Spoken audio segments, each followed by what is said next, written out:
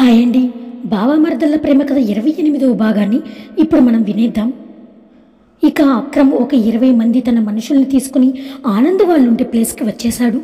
ఇంటి చుట్టూ తిరుగుతూ మొత్తం పరికించి చూశాడు. తర్వాత అందరూ గోడ దూకి లోపలికి వచ్చి మళ్ళీ ఇంటి చుట్టూ రౌండప్ చేశారు. మెయిన్ ఎంట్రన్స్ వద్ద అక్రమ్తో పాటు ఇంకొక 4 గన్ పట్టుకుని అటాక్ చేయడానికి రెడీగా ఉన్నారు. చిన్నగా తలుపులు తోయగానే తెరుచుకుంది. అందరూ ఆశ్చర్యంగా ఒకరి వైపు ఒకరు చూసుకుని అటు ఇటు చూస్తూ సైలెంట్గా లోపలికి అడుగుపెట్టారు. కానీ లోపల ఎటువంటి అలికిడి లేదు. మళ్ళీ ఆశ్చర్యపోయారు, ఎవరూ కనిపించడం లేదేంటి అని. శబ్దం చేయకుండా కిందనున్న రూమ్స్ని ఒకరిద్దరు చూస్తే మరొక 2 పైకి వెళ్ళి అన్ని రూమ్స్ను వెతికారు. కానీ ఎవరూ కనిపించలేదు. 4 వచ్చి, బాస్ ఎవరూ లేరిక్కడ, మనం వస్తున్నామని వీళ్ళకి ముందుగానే తెలిసిపోయినట్టుంది అని అన్నాడు. అలా ఎలా తెలుస్తుంది? మనం ఇలా వస్తున్నట్టు మనకు తప్ప ఇంకెవరికి తెలియదు కదా. మళ్ళీ వీళ్ళకి మన గురించి ముందుగా ఎలా తెలుస్తుంది అని అన్నాడు అక్రమ్. మనలోనే ఎవరైనా లీక్ చేశాడేమో బాస్ అని అన్నాడు ఇంకొక రౌడీ. అవునా, అలా అయితే నువ్వే చేసుంటావేమోరా. అయ్యో బాస్, ఇది అటు తిరిగి ఇటు తిరిగి నా మీదకే వచ్చేలా ఉంది, నాకేమీ తెలియదు బాస్ అని అన్నాడు ఆ రౌడీ. బాస్ వీడి గురించి వెళ్ళండి, ముందు వీళ్ళు ఎటు వెళ్ళారో ఆలోచించండి. ఇంతలో ఒక రౌడీ వచ్చి, బాస్ ఇక్కడ వెనక పక్క డోర్ వేసి ఉంది, అంటే వాళ్ళు ఇటువైపు నుండి వెళ్ళిపోయి ఉంటారు. ఇక అక్రమ్ కూడా, అవునా సరే పదండి చూద్దామని. అంతమందిని వెళ్ళడానికి ఏ వెహికల్ కూడా రాలేదు కాబట్టి వాళ్ళంతా ఇక్కడే ఎక్కడో ఉంటారు, పదండి చూద్దామని అందరూ ఇంటి బయటికి వచ్చారు. ఆ చుట్టుపక్కలంతా వెతికారు కానీ ఎవరూ కనిపించలేదు. ఎలా వెళ్ళి ఉంటారో అర్థం కాలేదు ఎవ్వరికి. ఇదేదో మాయలాగా ఉందే, ఇంతకుముందు మన వాళ్ళు ఫాలో అవుతూ వచ్చిన వ్యక్తి ఇదే ఇంట్లోకి వచ్చాడు అని చెప్పాడు అక్రమ్. మళ్ళీ ఇదే ఇంట్లోకి నుండి ఎవరో ఒకతను ఫోన్ మాట్లాడుతూ బయటికి వచ్చాడు అని చెప్పాడు. బాస్ వీళ్ళు చాలా తెలివిగల వారిలా ఉన్నారు, అందుకే మన రాక నిట్టే పసిగట్టేశారు అన్నాడు ఇంకొక రౌడీ. తెలివి కాదురా వెధవా, ఫాలో అవుతున్నామన్న విషయం కానీ మన వాళ్ళు ఈ ఇంటిని అబ్జర్వ్ చేస్తున్నామని కానీ వాళ్ళకి తెలిసుండాలి.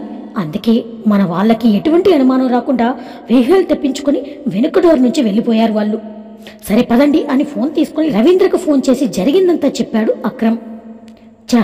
వీళ్ళు మళ్ళీ తప్పించుకున్నారు, అయినా వాళ్ళు తప్పించుకుని పోతూ ఉంటే చూస్తూ కూర్చున్నారా? వాళ్ళకి అనుమానం రాకుండా జాగ్రత్తగా ఉండమని నీకెన్నిసార్లు చెప్పాలి? అయినా నాకు బుద్ధి లేదు, మీలాంటి వాళ్ళకి పని అప్పగించినందుకు నా చెబుతూ నేను కొట్టుకోవాలి అని అన్నాడు రవీంద్ర. బాస్ నేనేమైనా కలగన్నానా వాళ్ళు తప్పించుకుంటారని? లేక నేనేదైనా దండోరా వేసుకుంటూ వెళ్తున్నానా? మేము వస్తున్నాం మీరు పారిపోండి వచ్చాయని? మీరు భలే మాట్లాడుతున్నారు సార్, మాకు మాత్రం ఎలా తెలుస్తుంది సార్ వాళ్ళు పారిపోతారని అని అన్నాడు అక్రమ్. సరే సరే నేను తర్వాత ఆగి కాల్ చేస్తాను. ఏమైంది రవీంద్ర, తప్పించుకున్నారంటున్నావేంటి? రవీంద్ర అక్రమ్ చెప్పిందంతా హోమ్ మినిస్టర్తో చెప్పాడు. వీళ్ళు కానీ సీఎంని కలిస్తే మన పని గోవిందా. రవీంద్ర సిటీ అంతా జల్లెడ వేసి వెతకమని చెప్పు, వాళ్ళు ఎట్టి పరిస్థితుల్లోనూ తప్పించుకోకూడదు, వాళ్ళు మన చేతికి చిక్కాలి, ఎంత డబ్బు కావాలన్నా నేనిస్తాను. రవీంద్ర అక్రమ్కి ఫోన్ చేసి ఏం చెయ్యాలో చెప్పాడు. ఇక అక్రమ్ కూడా సరే సార్ అని చెప్పి ఫోన్ కట్ చేసేశాడు. ఇక శ్రీ హాస్పిటల్కి ఫోన్ చేసి అంబులెన్స్ తెప్పించమని తారకి చెప్పాడు.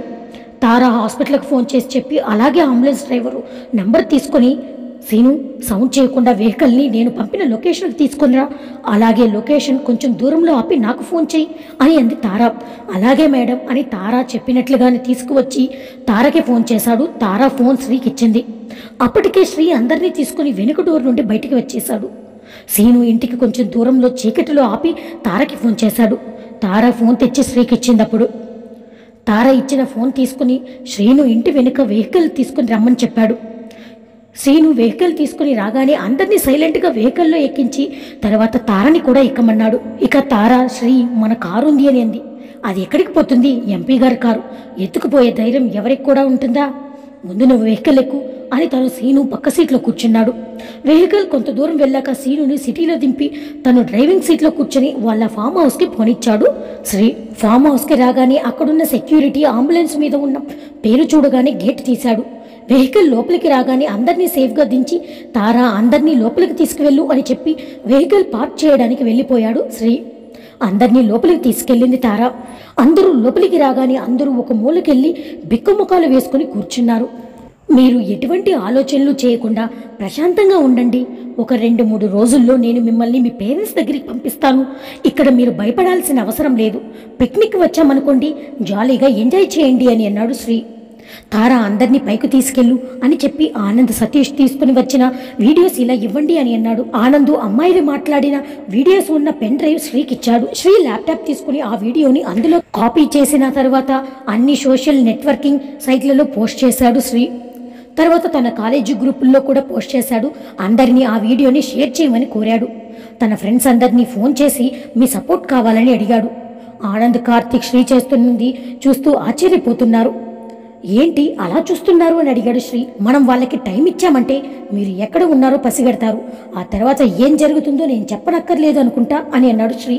అందుకే వాళ్ళకి ఆలోచించుకునే టైం కూడా ఇవ్వకుండా అన్ని వైపుల నుండి వాళ్ళని అటాక్ చేయాలి. వాళ్ళకి ఊపిరి పీల్చుకునే అంత టైం కూడా ఉండకూడదు. సతీష్ వైపు తిరిగి, సతీష్ ఆ పబ్ ఎక్కడుందో కనుక్కున్నావా మీ ఫ్రెండ్స్ని అని అన్నాడు శ్రీ. ఆ పబ్ ఎక్కడుందో నాకు తెలుసు అని అన్నాడు సతీష్ కూడా. ఆనంద్ కార్తీక్ ఇక్కడ వెళ్ళని ఫుల్ సెక్యూరిటీ ఉంది కాబట్టి మనం భయపడాల్సిన అవసరం లేదు. ఇకపోతే మన నలుగురం ఇప్పుడు ఆ పప్పు దగ్గరికి వెళ్తున్నాం. అలాగేనండి అని అన్నాడు ఆనంద్. తారా అందరూ జాగ్రత్తగా ఉండండి. ఏదైనా ప్రాబ్లం అయితే నాకు కాల్ చేయి. లాక్స్ అన్నీ కూడా ఆటోమేటిక్గా లాక్ అయిపోతాయి. ఎవరూ ఓపెన్ చేయలేరు. అయినా జాగ్రత్తగా ఉండండి. స్వప్న నువ్వు కూడా అలర్ట్గా ఉండు అని చెప్పాడు శ్రీ. ఇక శ్రీ సరే వెళ్ళొస్తాను జాగ్రత్త, పదండి ఆనంద్ గారు అని అన్నారు. కాస్త కెటప్పులు మార్చి పబ్లోకి ఎంటర్ అయ్యారు వాళ్ళు. రాగానే నలుగురు డివైడ్ అయి ఒక్కొక్కరు ఒక్కొక్క టేబుల్ దగ్గర కూర్చున్నారు. అందరి చెవుల్లో బ్లూటూత్లు పెట్టుకుని ఉన్నారు. శ్రీ అందరినీ గమనిస్తూ ఉన్నాడు. అనుమానాస్పదంగా ఎవరు అనిపించినా పరిశీలనగా చూస్తూ ఉన్నాడు శ్రీ. అక్కడ అమ్మాయిలు అబ్బాయిలు అనే తేడా లేకుండా అందరూ డ్రింక్ చేస్తున్నారు. కొంతమంది డ్రగ్స్ తీసుకుంటున్నారు. మరి కొంతమంది అమ్మాయిలతో కలిసి డ్యాన్సులు వేస్తూ వాళ్ళ మీద పడి ఎక్కడ పడితే అక్కడ చేతులు వేస్తూ అసభ్యంగా ప్రవర్తిస్తున్నారు. అప్పుడే ఒకడు ఎంటర్ అయ్యాడు. ఫుల్గా గడ్డంతో పెద్ద పెద్ద మీసాలతో అమ్మాయి భుజం మీద చెయ్యి వేసి లోపలికి వచ్చాడు. కార్తీక్ అతన్ని చూస్తూ ఉంటే నాకెందుకు ఆ దిలీప్ కుమార్ ఏమోనని అనిపిస్తుంది అని అన్నాడు ఆనంద్. అవును ఆనంద్, నాకు అలాగే అనిపిస్తుంది. అనిపించడం కాదు, అతను దిలీప్ కుమారే, బాగా చూడు అని ఆనంద్తో చెప్పాడు కార్తీక్. శ్రీగారు ఆ వచ్చేవాడే Dilip Kumar, no doubt in that అని అన్నాడు కార్తీక్. సరే మీరు అలాగే అతన్ని అబ్జర్వ్ చేస్తూ ఉండండి. నేను అతనికి తెలియదు, సో అతని దగ్గరికి వెళ్తాను. కానీ మీరు మాత్రం జరిగేది చూస్తూ ఉండండి. ఏం జరిగినా ఒక్క ఇంచు కూడా కదలొద్దు అని చెప్పి లేచి దిలీప్ కుమార్ ఎదురుగా వెళ్ళి అతని పక్కన ఉన్న అమ్మాయితో hi babes, will you join with me అని భుజం మీద చేయి వేసి అడిగాడు Sri. Hey mister, what is this? నా గర్ల్ ఫ్రెండ్తో మిస్బిహేవ్ చేస్తున్నావేంటి అని అడిగాడు అతను. వాట్ బ్రో, నీ గర్ల్ ఫ్రెండ్ నా గర్ల్ ఫ్రెండ్ ఏంటి? మన గర్ల్ ఫ్రెండ్ అని అన్నాడు శ్రీ. హే మిస్టర్, పిచ్చి పిచ్చిగా ఉందా? నా గర్ల్ ఫ్రెండ్ని పట్టుకొని నీ గర్ల్ ఫ్రెండ్ అంటావేంటి అని అన్నాడు అతను. ఏం చేయను బ్రో, ఇక్కడ డ్యాన్స్ చేయాలని ఉంది. నాకా గర్ల్ ఫ్రెండ్స్ లేరు. ఈ బేబీ ఏమో చాలా హాట్గా సెక్సీగా ఉంది. నాకు ఇక్కడ ఉన్న వాళ్ళందరిలో ఈ బేబీనే బెస్ట్ అనిపించింది.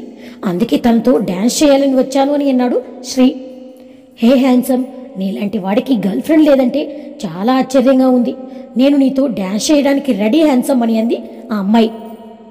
రోజీ, నువ్వు నాతో వచ్చి అతనితో డ్యాన్స్ చేస్తావంటావేంటి? డ్యాన్సే కదా డియర్, జస్ట్ అలా చేసి ఇలా వచ్చేస్తాను డియర్ అని అంది రోజీ. ఓన్లీ డ్యాన్స్ నా బేబీ, నేను ఈ నైట్కి నీతో డేట్కి వెళ్దామని అనుకున్నాను. మరి నువ్వేంటి ఇలా మాట్లాడుతున్నావు అని బొంగమూతి పెట్టాడు శ్రీ. పిచ్చి పిచ్చిగా మాట్లాడుకు, నా గర్ల్ ఫ్రెండ్తో నీకు డేటింగ్ ఏంటి? ఇంకెవరైనా చూసుకోపో అని శ్రీని వెనక్కి నెట్టాడు అతను. ఏంటి బ్రో, ఒక్క నైటే కదా, మళ్ళీ నీ గర్ల్ ఫ్రెండ్ నీ దగ్గరే వచ్చేస్తుందిలే, ఏమంటావు బేబ్స్ అని అన్నాడు శ్రీ. రోజీకి శ్రీని చూస్తే అతనితో డేట్కి వెళ్ళాలని ఉంది. అంతటి అందగాడు నన్ను కోరి మరీ వస్తే ఈ జిడ్డుగాడు వదలడం లేదు. ఇప్పుడు ఏం చెయ్యాలా అని మనసులోనే అనుకుంటూ ఉంది అమ్మాయి. పాపం పాపకి అసలు విషయం తెలియదు. తెలిస్తే గుండాగి చేస్తుంది. నాకేమీ అభ్యంతరం లేదు మిస్టర్ హ్యాండ్సమ్ అని శ్రీ బుగ్గని సుతారంగా తాకింది రోజీ. పోనీలే డియర్, ఒక్కసారి అంటున్నాడు కదా, వెళ్ళొచ్చేస్తాను అని అతనితో అంది. శ్రీకి ఒంటి మీద తేళ్లు జెరులు పాకినట్టు అనిపించింది. కానీ అది ముఖాన కనిపించకుండా చిరునవ్వుతూ యా బేబీ లెట్స్ గో అని అన్నాడు శ్రీ. ఎక్కడికి రా వెళ్ళేది? దాన్ని నిన్ను చంపి పడేస్తాను. అసలు నేనెవరో తెలుసా అని శ్రీ మీదకి వచ్చాడు అతను. అంతే, శ్రీ తనతో తెచ్చిన ఇంజెక్షన్ అతనికి గుచ్చేశాడు. అంతే, అలాగే అతను శ్రీ మీదకి ఒరిగిపోయాడు. ఇదంతా చూస్తూ ఏమవుతుందోనని టెన్షన్ పడుతున్న ఆనంద్, కార్తీక్, సతీష్ ఎంత ఈజీగా శ్రీ ఈ విషయాన్ని ట్యాకిల్ చేస్తాడని తెలియని వీళ్ళు ఆశ్చర్యపోయారు. ఇక ముగ్గురు నవ్వుకున్నారు. అతడు శ్రీ మీద పడిపోగానే హడావిడిగా లేచి శ్రీ దగ్గరికి రాబోయారు. రోజీ అక్కడే ఉండేసరికి కొంచెం దూరంలో ఆగిపోయారు వీరు ముగ్గురు. తర్వాత ఏం జరుగుతుందో మనం నెక్స్ట్ ఎపిసోడ్లో తెలుసుకుందాం.